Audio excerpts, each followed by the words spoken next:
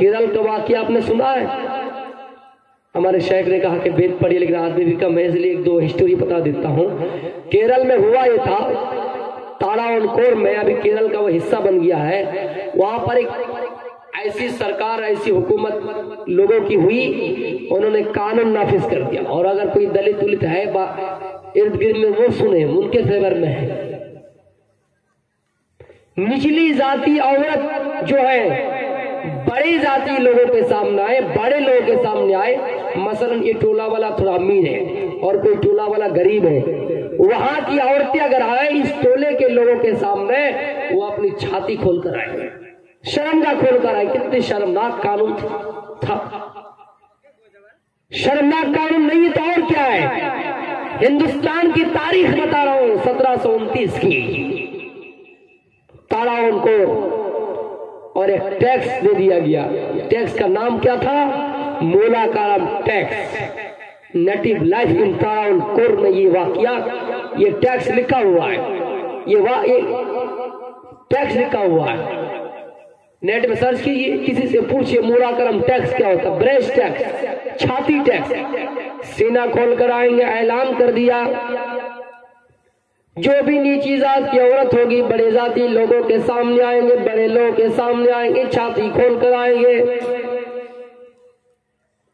सीना खोल कर आएंगे, शर्मगाह को खोल कर आएंगे। कई दिनों तक ये मामला चलता रहा। दलित जाति की जो औरतें थी, शूद्र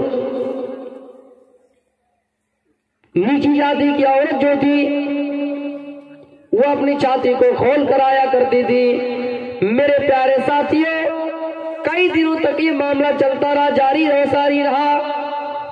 सारी रहा। इतने में एक औरत थी जिनका नाम नंगेली था। आज भी केरल के अंदर उनकी मूर्तियां बनी हुई है, उनकी मूर्ति लगी हुई है और नंगेली की पूजा पाठ होती है। आप नेटों में सर्च करके देखिए, नंगेली ने क्या तस्वीर सोची, क्या और बर्दाश्त नहीं किया जाएगा। इसी से अगर इसको रोका ना जाए तो बहुत दिन तक चलेगा और नीची जाति की औरत की इज्जत की कोई अहमियत नहीं रहेगी, कोई वैल्यू नहीं रहेगी। उसने अपने शौहर से पहले परमिशन ली, और मेरे शौहर, मेरे दिमाग में जो ख्याल आया है, आप मुझे परमिशन दीजिए, मैं इसको करके इस ब्रेस्ट टैक्स को खत्म कर दूंगी, इस मोलाकारम टैक्स को खत्म कर दूंगी। अच्छा एक बात सुनिए, जो शर्मगाह खोलकर आए उनसे कुछ नहीं लिया जाएगा, लेकिन जो ढांकना चाहे, छुपाना चाहे, कितनी बड़ी जहालत थी, जो छुपाना चाहे उन्हें पैसा लगेगा, टैक्स देना पड़ेगा। और शर्मनाक बात तो यह है कि साइज मापा जाएगा और साइज के एतबार से टैक्स वसूला जाएगा, पैसा वसूला जाएगा। कितनी ताज्जुब की बात। ये भारत की इतिहास बता रहा हूं। पर्दा पर्दा पर्दा आवाजें उठती जा रही है ना। अभी की बात मैं बताऊं, देश की आजादी की पहली बात है, उधर ही बात को कह रहा हूं, इशारा से लोग समझ जाएंगे। ये साइज के एतबार से उनका टैक्स लिया जाएगा। तो नंगेली ने क्या किया?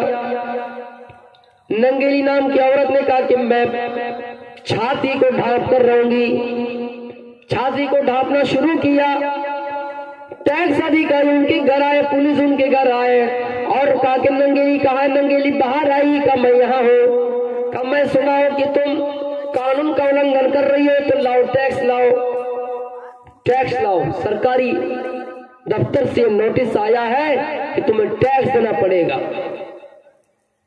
कब मैं टैक्स तो दे दूंगी, लेकिन बताओ ये कि जो गरीब औरत है वो अगर टैक्स नहीं दे पाए और वो ये भी चाहे कि अपनी शर्मगाह की हिफाजत करे, अपने शर्मगाह को छुपाए रखे, तो उनके साथ कैसा मामला, क्या सलूक रहेगा? नहीं, उन्हें छाती खोल के ही रहना पड़ेगा, ढांकना नहीं होगा। अगर ढांकती है तो उन्हें टैक्स देना पड़ेगा। तो वो कहां से लाएंगे? तो उसे क्या बोले, तुम अपना काम करो। नंगेली ने जो काम के इतिहास की पहली औरत ने किया, नंगेली अपने घर के अंदर गई, चूड़ी पड़ी हुई थी, चाकू पड़ा हुआ था, चाकू को उठाया, अपने हाथ से उठाया और घर में ही अपने पिस्तान को काट डाला, अपने छाती को काट डाला। ना रहेगा बांस, ना बजेगी बांसुरी। मतलब ये था कि इसी तरह करते चाहे मैं अपनी जिंदगी के लिए जान दे दूं, लेकिन ये इज्जत से खिलवाड़ करना लोगों के अंदर कम हो जाए। अपने शर्मगाह को, अपनी छाती को उन्होंने काट डाला। केले के किसी एक पत्ते में रख दिया और टैक्स अधिकारी के सामने ले आए। जिस्म से इतना खून बह रहा था, टैक्स अधिकारी ने देखा कि जिस्म से इतना खून आ रहा है, इतना खून आ रहा है। वो लोग भी बेहोश हो गए और जल्दी से वहां से दौड़ पड़े और निकल गए। मामला बहुत दूर दराज तक फैल गया। ये मामला जंगल में आग की तरह भड़क गई। मेरे प्यारे साथियों, पूरे मोहल्ले से लोग आ गए, चारों तरफ छावनी में बदल गए, पूरे लोग जमा हो गए, एहतजाज करने लगे इसके खिलाफ कि नहीं, ये कानून खत्म होना चाहिए, ये कानून, ये टैक्स खत्म होना चाहिए। मेरे प्यारे साथियों, उस जमाने में जो हुकूमत हुआ करती थी, मद्रास प्रेसिडेंसी की हुकूमत क्या करती थी, वहां से नोटिस पर नोटिस आया और इतनी गालियां दी उनको, उस बादशाह को इतनी गालियां दी और सबने एहतिजाज किया। एहतिजाज करने के बाद उसको वो कानून वापस लेना पड़ा। जब वो औरत उसी जगह पे मर गई, उनके चिता को जलाया गया, उनकी लाश को जलाया गया, उनके बॉडी को जलाया गया, तो उनको शौहर कोई चीज देखा नहीं गया। वो भी उनकी चिता में, उनके शव में कूद कर अपने आप की बलि दे दी, कुर्बानी दे दी मेरे भाई। तब जब इतना बड़ा एहतिजाज किया, प्रोटेस्ट किया, तो फिर ये मामला खत्म हुआ। ये एहतिजाज करने से होता है। एहतिजाज करना इस्लाम भी सिखाता है। पड़ोसी आपके साथ जुल्म करे, आप उसको समझाइए। एक दिन नहीं माने, दूसरे दिन समझाइए।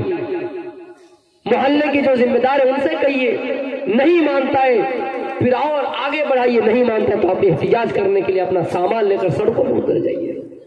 इस्लाम कहता है कि आप अपना हक मांगिए, लेकिन हक मांगने के लिए हमें और आपको तालीम की जरूरत है, शिक्षा की जरूरत है, डिग्री की जरूरत है। मुसलमानों, आप इस चीज में बहुत पीछे हैं।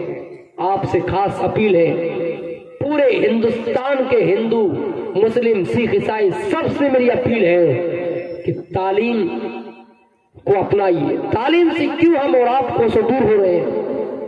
इसी हिंदुस्तान को सोने का चिड़िया कहा गया था। हिंदुस्तान की हालत कैसी है हम और आप अच्छी तरीके से जानते हैं।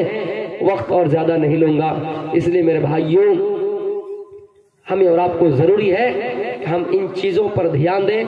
पहली बात मैंने ये कहा था कि मन अमिला सालिहन मिन ज़करि व उन्सा, चाहे औरत हो या मर्द, वो चाहे कि अपनी जिंदगी को पाकीज़ा बनाए तो उन्हें नेक अमल करना होगा।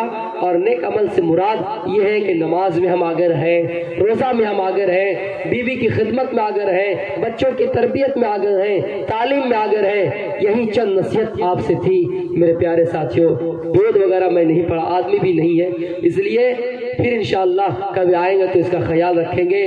आप मेरी बात समझ पाए या नहीं, क्योंकि आप, जाहिर सी बात है कि आप बंगाली है, मैं भी हालांकि बंगाली हूँ लेकिन उर्दू जबान बोलता हूँ, इसलिए आपको अगर दुश्वारी हो, समझने में कोई परेशानी हो तो मुझसे आप फिर बाद में कांटेक्ट कर सकते हैं। मेरा नंबर कमेटी से आपको मिल जाएगा, कमेटी से नंबर लेकर आप मुझसे रब्ता कर सकते हैं। आपको मैं बंगला में ही समझाऊंगा और इस दौरान बोलने में कुछ गलतियां अगर हमारी हुई है तो आप मुझे माफ करें। अल्फाज में कुछ गलतियां हो, आपको कोई जुमला कड़वी लगे तो आप एक छोटा भाई समझकर मुझे माफ करेंगे।